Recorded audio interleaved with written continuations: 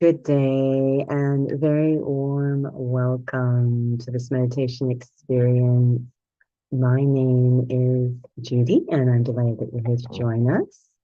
And we're going to explore a topic that different people have different feelings about. It's the big G word, the God word. And, you know, in my day-to-day life, get to talk about spirituality with a range of people.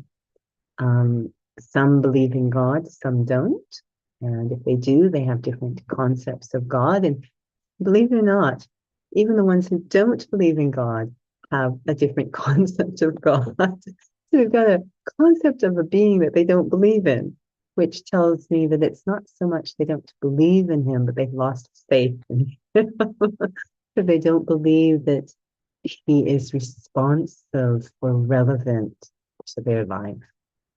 And so I think it's very interesting, whatever the thoughts or feelings about the soul, mythical or real, certainly is very powerful in our consciousness around the world. This being, imagine being that well known, for better or worse. And some of the concepts or beliefs we might have about God might not be positive or self-affirming. So the idea that maybe he judges or someone to fear, that he's controlling, that he is temperamental, so gets angry.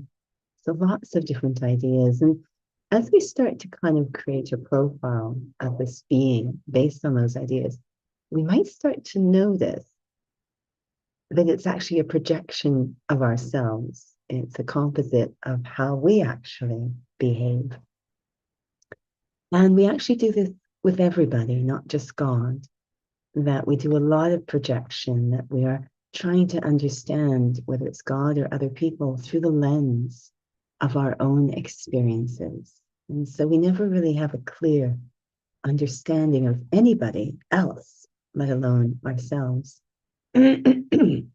So what is the purpose of God? It's going to require a little of out-of-the-box thinking for me to explore that in a meaningful way. It could be possible that this being is very, very beneficial in my life, and I'm losing that opportunity because of other beliefs I might hold based on my own biases. Can I have a clean understanding of that being? Just exploring that topic because, again, it's relevant not just to that being, but to everyone in my life. Do I have a clean understanding of anyone in my life, even myself? Sitting comfortably, eyes can be open in a natural way. If you wish to explore that, and the idea of eyes open always raises the question of why do I need to close my eyes in order to explore my inner world? Does the outer world have that much control over me? So let me challenge that belief and experiment with eyes open in a very comfortable way, no strain. And with a keen sense of interest, I bring my attention inwards. I am content to move away my attention from the outer world just for this time. It will still be there at the end of this meditation, but just for this short time, let me come completely inside. And a powerful thing happens as I move inwards. My eyes and ears could be open. The body's still there, but I become less aware of physicality because my inner world is completely made up of non-physical things like thoughts and feelings, attitudes, hopes, dreams, sometimes worries and fears, and definitely beliefs. My inner world is a very powerful realm of the non-physical, which I could also call spiritual.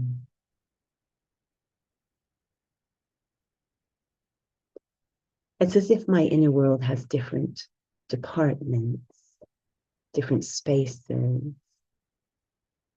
One space I spend a lot of time is the business room, the room of busyness. This is where I feel I accumulate wealth. The tasks I perform,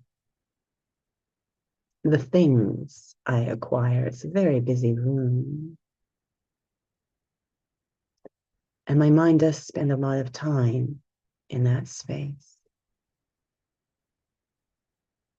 But I walk by that door now,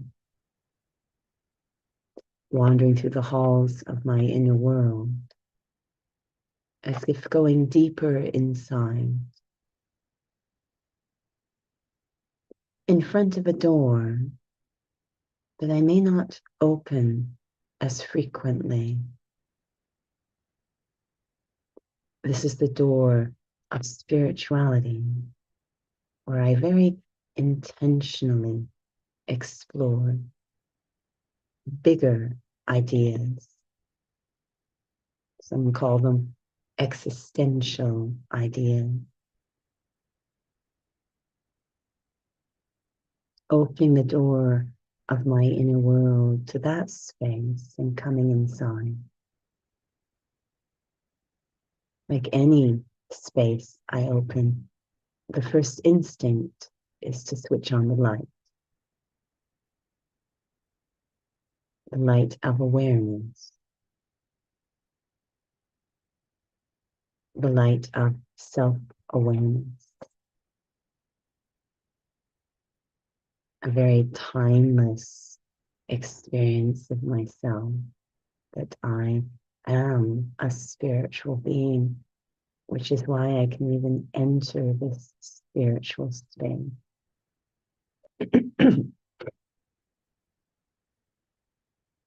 A space where there's usually just 3 questions I explore. What is the purpose of life? What's going on? Who am I really? The authentic self, the real self. And what is the truth? Who is God? 2 of those questions, there's lots of material out there on. That 3rd one, who is God, is such a complicated question. Do I believe in God or not?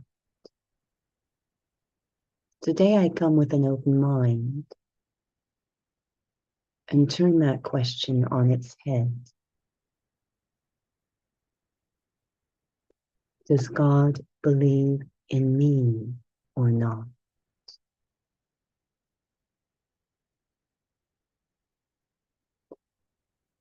Did I lose faith not in God, but in myself? And simply projected that lack of faith on to God.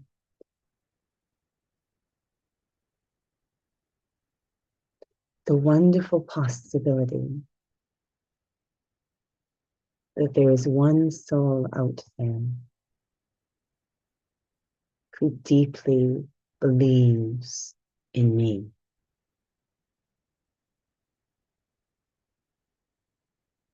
Through all my mistakes, all the misunderstandings, through everything, that one soul who never stops believing in me, who actually, unlike all other souls, doesn't ever judge or criticize or blame or cause shame, but always believes in the greatness of the human soul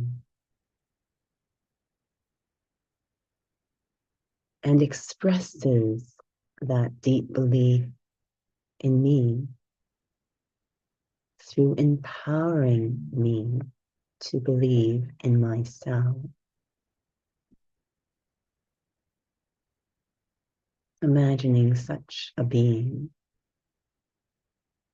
not really a physical form, just a concentrated point of pure feelings, good wishes, deep love for me, the soul, whose entire intention is to help me understand, to restore and heal the self without any pressure, without any violence, without any compulsion, simply through the power of belief.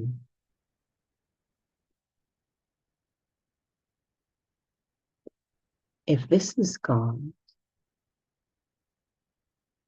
then that soul is not only relevant in my life, but essential to my life.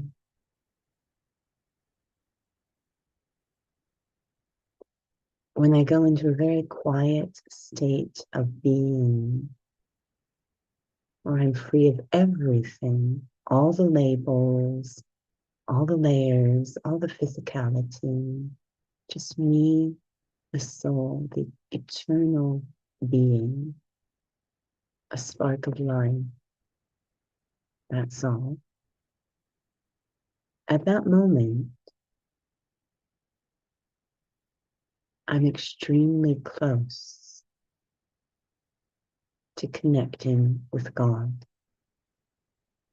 who's beyond all labels, all layers, all physicality.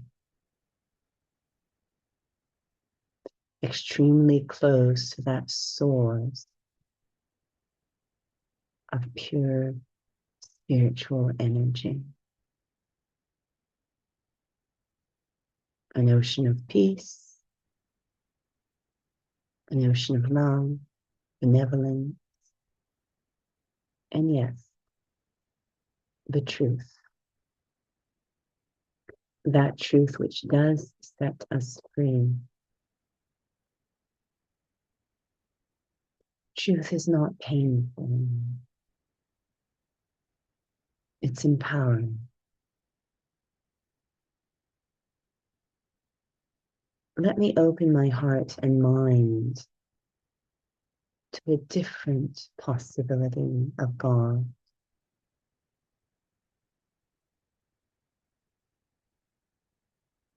Perhaps completely transforming the direction of my own life in doing so. Om Shanti.